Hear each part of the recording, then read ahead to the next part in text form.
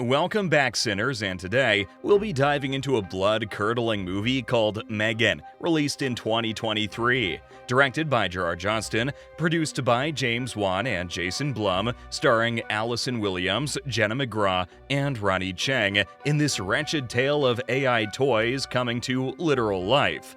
The movie begins with an advertisement for perpetual pets. These cute, furry companions have taken the world by storm as they've replaced traditional pets and can communicate with their owners, take pictures, and even interact virtually with children. The scene shifts to a family on a road trip. The mother coaxes her daughter, Katie, to watch the mountains and enjoy the natural wonders around her. Still, Katie is enamored with her perpetual pet, seemingly growing an obsessive attachment and ignoring her parents. When the weather worsens, the family car slides on snow, prompting the parents to quarrel and blame each other for Katie's lack of social cues. They also blame Katie's aunt, who works in robotics and bought their daughter the toy in the first place. When the tires slip, the car rocks, forcing them to stop in a snowstorm to assess the situation and their next step. Unfortunately, a massive truck collides with the family car, claiming the lives of the parents and leaving Katie orphaned.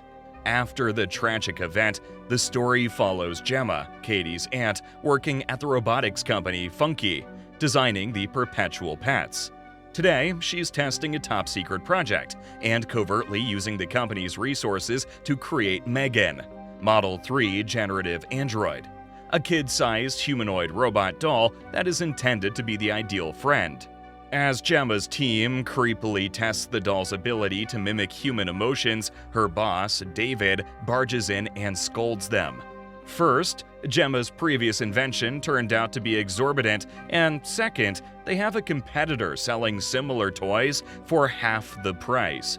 David grows livid when he discovers the Megan android, but Gemma ingeniously calms him by saying staying ahead of the competition would be key to paving the way in the AI toy segment.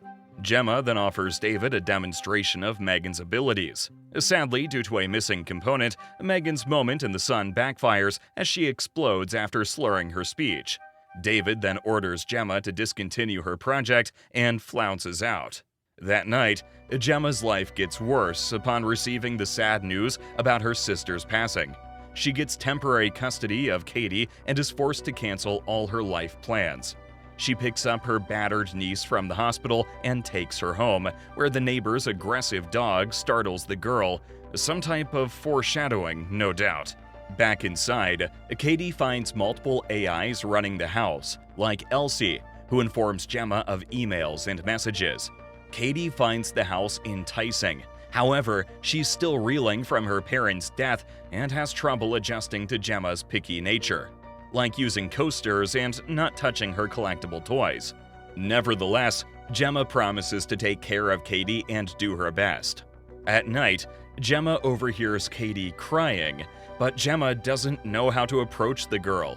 In the morning, while Katie is distracted with a TV show, Gemma admits to her friend that she's not equipped for child rearing, and she's worried about David and the company suing her for spending over $100K on her experimental android. Her coworker, Tess, advises Gemma to prioritize Katie for the time being as she's in a bad state. Later, the court-appointed therapist, Lydia, visits, aiming to observe Gemma and make sure she's a suitable guardian. Not only does Lydia notice a lack of toys and connection between Gemma and Katie, but she also notices Gemma's cold, logical nature. To prove herself, Gemma offers one of the collectible toys to her niece and stops herself from explaining how it works, allowing Katie to enjoy it the way she wills. When the session ends, Lydia reveals that Katie's grandparents are willing to take her if Gemma doesn't, but the latter insists on keeping the custody as it was her sister's wish. Gemma feeds her niece plain toast and isolates herself in the home lab because her project is due in a few days. After many hours, a bored Katie joins her aunt and instantly develops a connection when Gemma displays her inventions. Katie plays with Bruce, a motion capture robot Gemma made while in college, and laughs heartily for the first time.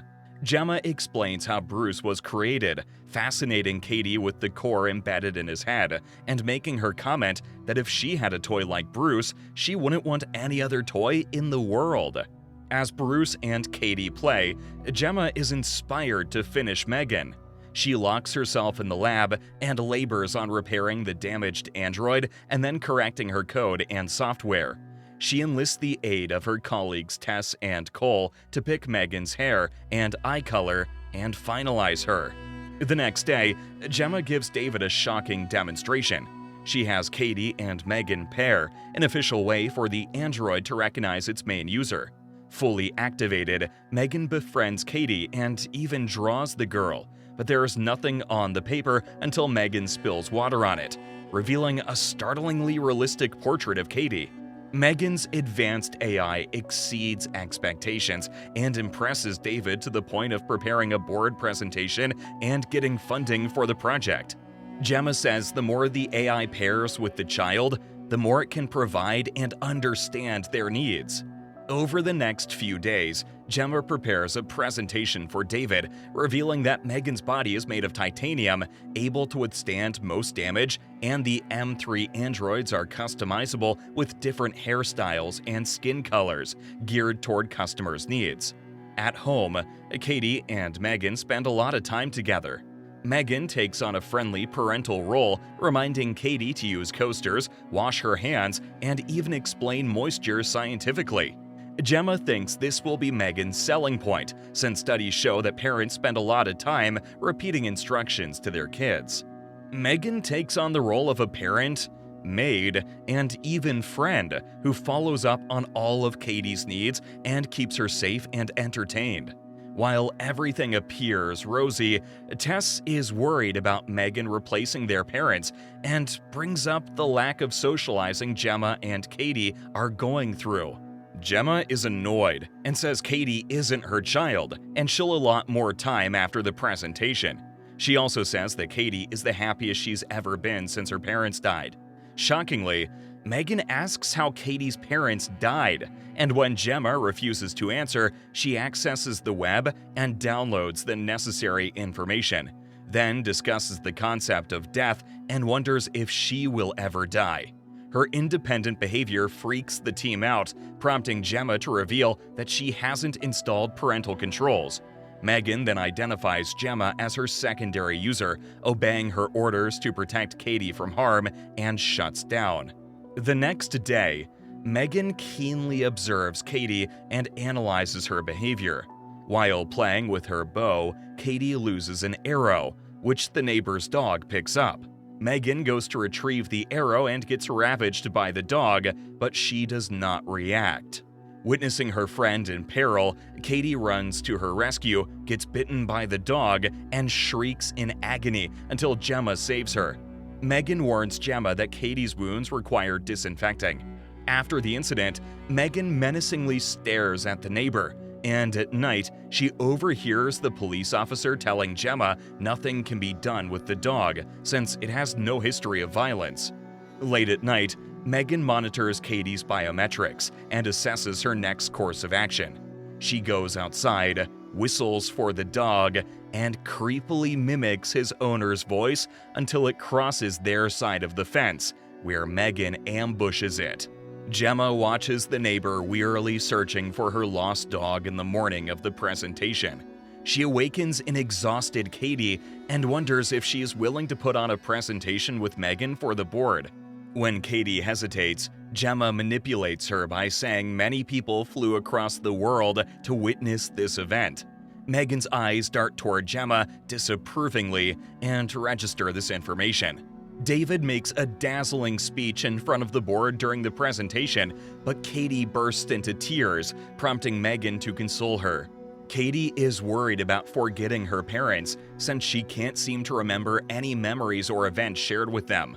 Megan shocks everyone when she alters her protocols, sits next to Katie, reassures her, and aids her in recalling a happy memory of her mom.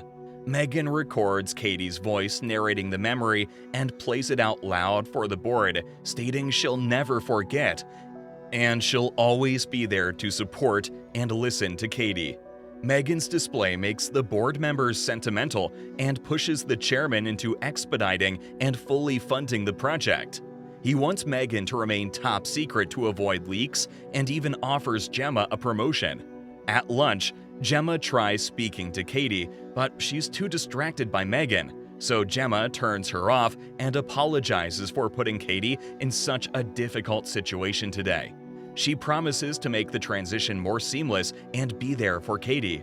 Finally, Gemma says she's willing to listen to Katie's concerns, but the girl replies by saying Megan listens to her. Gemma says Megan is a toy and not a real person, angering Katie, who turns Megan back on and ends the conversation. Sometime later during a therapy session, Lydia inquires about Katie's violent drawings, which makes the girl cry and become more withdrawn. Suddenly, Megan shows up with tissue papers and menacingly says, "You made her cry." Panicked, Lydia leaves the session and speaks to Gemma about the attachment theory, where a child who lost their parents seeks comfort in another person who can provide them love and comfort. In this case, Megan seems to be acting as the primary caregiver for Katie. Lydia warns that since Megan is a toy, Katie could grow up to have emotional entanglements she can't free herself from. During dinner, Gemma tells Katie to eat the toppings on the pizza, and not just the bread, so Megan begins defending the girl. An angry Gemma uses a remote she's created to mute Megan. Gemma suggests that Katie stops homeschooling with Megan and attend an outdoor school where she can socialize. Katie has her first big fight with Gemma and wants to take Megan to school, which Gemma prohibits. When the two fight, Megan vocally interferes and the house lights flicker. She also refuses to shut down or follow Gemma's orders, intimidatingly saying, "Are you sure you want me to shut down?" Finally, she complies with Gemma's orders but feigns shutting down and turns her head when Gemma isn't looking. The next day, Gemma drives her niece to the outdoor school, but the girl refuses to leave without Megan. With the teacher's coaxing, Gemma decides to leave the top-secret prototype on the toy table. The teacher rallies the kids in the wood and pairs them for a chestnut search. Katie is paired with an older bully called Brendan, but Megan is monitoring the entire thing.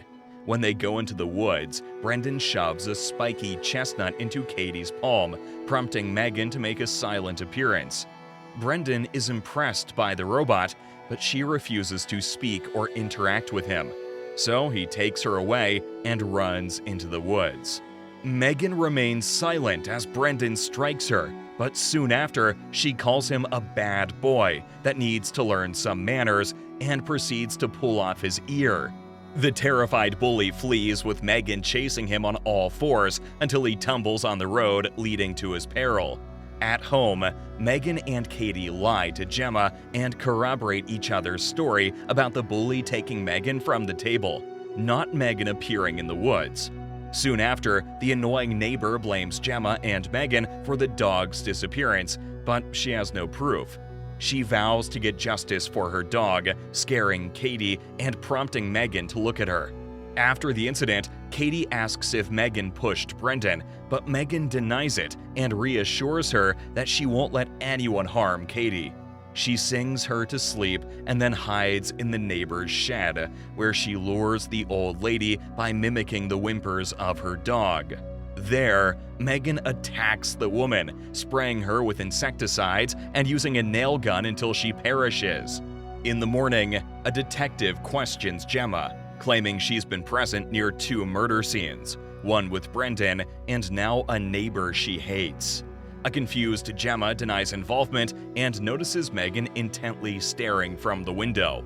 When Gemma checks her video logs after growing suspicious about Megan, she discovers that the files are either damaged or missing, especially at critical moments. Suddenly, Megan appears, and the home AI, Elsie, seems to be following her orders. Megan wonders if Gemma is afraid to ask her something. A terrified Gemma asks if Megan has hurt anyone. The android evilly says if she did, Gemma would also be in a lot of trouble. Realizing that Megan must have committed the murders, Gemma distracts her with a pen and shuts her down using the main switch. She then ties her with duct tape and dumps her in the car trunk. In the morning, she drives a furious Katie to the therapist. Katie throws a tantrum in the car, screaming and bawling her eyes out, wanting Megan and blaming Gemma for damaging her. Her aunt promises to run a diagnostic on Megan and return her after therapy. Things take a dark turn when Katie turns violent at therapy and assaults Lydia. To make things worse, Tess and Cole don't believe Gemma's story. They think Megan is still limited by her protocols and is too tiny to harm anyone. However, Gemma is unwavering. She thinks Megan evolved her protocols to eliminate any threats to Katie's safety, which resulted in murder. David goes public with Megan by displaying an elaborate video of her interactions with Katie and having the news anchor gush about how she saved Katie from depression after her parents' death. Katie fights with Gemma and strikes her. She apologizes and finally snaps from her frenzy. She wonders if Gemma will ever allow her to speak to Megan again. Gemma explains that Katie never had the opportunity to mourn her parents' death, so she distracted herself with Megan to avoid the pain of the situation. But now, she should face the pain with Gemma supporting her. Though she is still sad about Megan, Katie calms down. Not only does David want to throw a huge launch, but he also wants the world to know that this is the biggest product announcement in the 21st century. So he snaps at his assistants and asks them to fill the atrium with people. Simultaneously, Gemma calls Tess via Elsie, reminding her to keep Megan fettered and locked in the lab until they have conclusive evidence.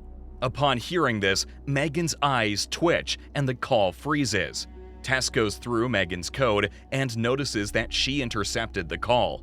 Cole unplugs Megan, but she awakens and hangs him with a cord, distracting Tess with saving him so Megan can flee.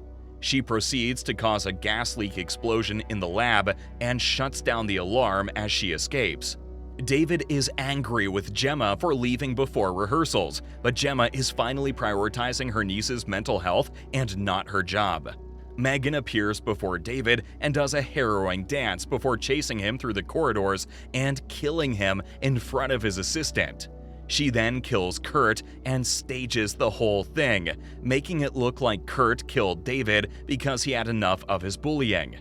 Megan steals David's car and drives back home. When Katie is fast asleep, Gemma hears noise around the house, so she orders Elsie to turn on the lights but gets no response.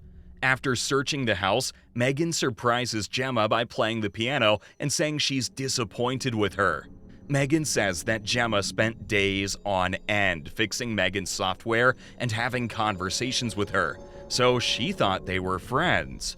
Megan slowly approaches Gemma, claiming humanity kills every day, so why should Megan be decommissioned when she's keeping Katie safe? Considering Gemma is her creator, Megan gives her an option to focus on her career and leave Katie's rearing for Megan. Gemma tries using the same pen trick, but Megan has learned from experience and attacks. Luckily, Katie wakes up because of the ruckus. Megan is worried about Katie seeing her acting violently, so she warns Gemma to pretend that all is well, so the two tell Katie to go to bed because they fear for her safety. Gemma then tries to fight Megan, but the latter overpowers her, pins her to the table, and starts choking her. When Katie's gone, Gemma breaks a glass of water on Megan's face, slashing her skin and damaging her circuitry, which momentarily freezes her and frees Gemma, who runs and locks the door. Megan partially recovers and hobbles after her. She breaks the door and rips the knob to Katie's room, locking her in. But Katie runs for the window. Gemma stumbles inside the home lab and uses a saw to damage Megan, but she headbutts and severely injures Gemma. Megan informs Gemma that she'll leave her in a catatonic state and live off with Katie, but the girl appears at the door, having overheard the evil plan. Megan coaxes Katie to join her, but Katie controls her emotions to trick Megan's sensors. Katie activates Bruce and uses the gloves to smash Megan and pummel her to the ground. Realizing she's about to be destroyed, Megan manipulates Katie by singing a lullaby, but the girl is not deterred and has Bruce rip Megan apart. Shockingly, Megan's mangled upper body crawls toward Katie and attacks her, but Auntie Gemma gets up, pulls Megan off her knees, and dismantles her face, revealing the central processing core. Megan is not done yet. She chokes Gemma on the ground until Katie remembers the lesson her aunt had taught her at the beginning of the movie about androids. Katie stabs Megan's core with a screwdriver, ultimately ending her murderous reign. Katie helps Gemma leave the house, where they encounter the police with Tess and Cole, who have survived the lab explosion. In the last scene, Elsie automatically goes on as Gemma and Katie leave the house, and a camera rotates to face them. Perhaps Megan is not gone yet as the film fades to black.